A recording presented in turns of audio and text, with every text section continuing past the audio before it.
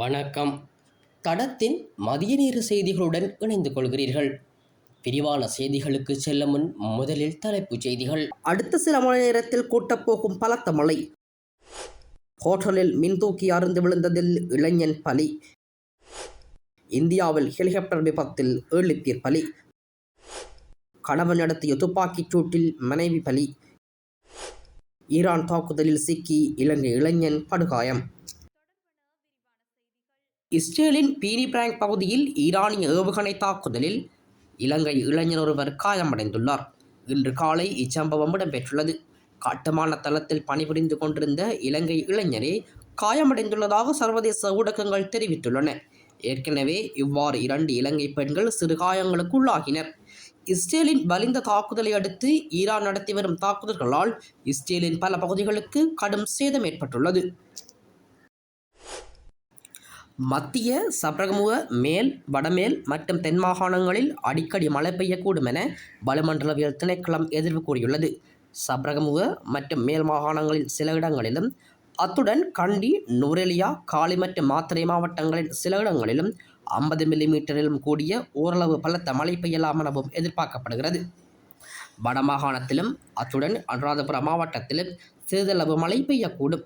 மத்திய மலை பிராந்தியங்களின் மேற்கு சரிவுகளிலும் வடக்கு, வடமத்திய, வடமேல், சப்ரகமுக மேல் மற்றும் தென் மாகாணங்களிலும் அத்துடன் திருகோணமலை மாவட்டத்திலும் மணித்தியாலத்திற்கு சுமார் 40 தொடக்கம் 50 கிலோமீட்டர் வேகத்தில் அடிக்கடி பலத்த காற்று வீசக்கூடும்.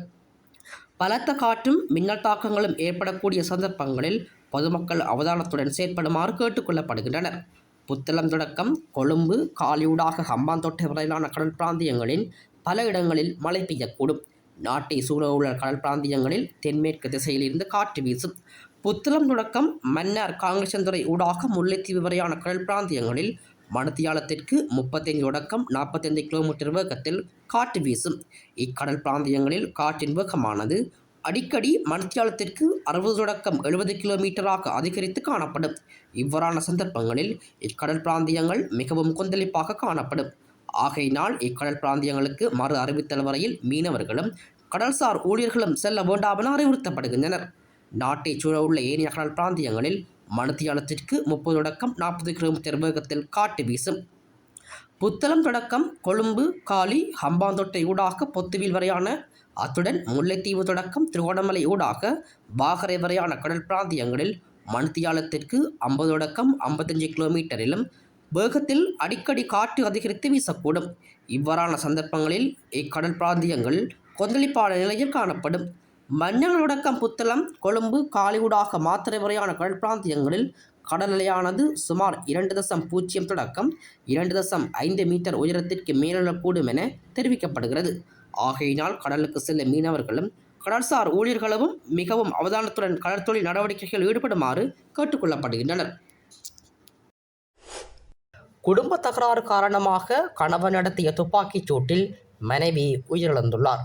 மெதகம போலீஸ் பிரிவின் பலகசார பகுதியில் நேற்று மாலை இந்த சம்பவம் பதிவாகியுள்ளது. பலகசார வீதிக்கு அருகில் பெண்ணொருவர் துப்பாக்கிச் சூட்டுக்கு இலக்காகி காயமடைந்துள்ளதாக மெதகம போலீஸ் நிலையத்திற்கு தகவல் கிடைத்தது. அதன்படி போலீஸ் அதிகாரிகள் சம்பவ இடத்திற்கு சென்று அந்த பெண்ணை வைத்தியசாலையில் அனுமதிக்க நடவடிக்கை எடுத்த போதும் அவர் ஏற்கனவே இறந்துவிட்டதாக வைத்தியர்கள் தெரிவித்துள்ளனர். இறந்தவர் மெகெந்தவின்ன பகுதியைச் சேர்ந்த 38 வயதானவர் என தெரிய வந்துள்ளது. இந்த துப்பாக்கிச்சூடு உள்நாட்டில் தயாரிக்கப்பட்ட துப்பாக்கியால் நடத்தப்பட்டுள்ளது என விசாரணைகளில் தெரிய வந்துள்ளது. சடலம் மெதகம வைத்தியசாலையின் பிரேத அறையில் வைக்கப்பட்டுள்ளதுடன் கொலைக்கு பிறகு சந்தேக நபர் அப்பகுதியை விட்டு தப்பிச் சென்றுள்ளார். சந்தேக நபரை கைது செய்ய மெதகம போலீசார் மேலதிக விசாரணைகளை முன்னெடுத்துள்ளனர். இந்தியாவில் உத்தரகாண்டில் ஹெலிகாப்டர் ஒன்று விபத்துக்குள்ளானதில் 7 பேர் உயிரிழந்துள்ளனர். உத்தரகாண்ட் மாநிலம் கவரிகுண்ட் அருகே இன்று காலை டேராடூனில் இருந்து கேதார்நாத் நோக்கி சென்ற ஹெலிகாப்டர் காணாமல் போனது. இந்நிலையில் குப்தகாசிக்கு சென்று கொண்டிருந்த ஹெலிகாப்டர் கௌரிகுண்ட் அருகே காட்டுப்பகுதியில் விழுந்து விபத்துக்குள்ளாகியுள்ளதாக இந்திய செய்திகள் தெரிவிக்கின்றன. அந்த ஹெலிகாப்டரில் பயணம் செய்த விமானி உட்பட 7 பேரும் உயிரிழந்து விட்டதாக தகவல்கள் வெளியாகியுள்ளது. அதில் குழந்தையும் அடங்குவதாக கூறப்படுகிறது. மேலும் தகவல் அறிந்து சம்பவ இடத்திற்கு சென்ற மீட்புப் படையினர் மீட்புப் பணியில் ஈடுபட்டு வருகின்றனர். இந்த விபத்திற்கு அம்மாநில முதலமைச்சர் புஷ்கர் சிங் தாமி இரங்கல் தெரிவித்துள்ளார். ஹெலிகாப்டரில் இருந்த பயணிகள் உத்தரகாண்ட், உத்தரப்பிரதேசம், மகாராஷ்டிரா மற்றும் குஜராத்தைச் சேர்ந்தவர்கள் என கூறப்படுகிறது.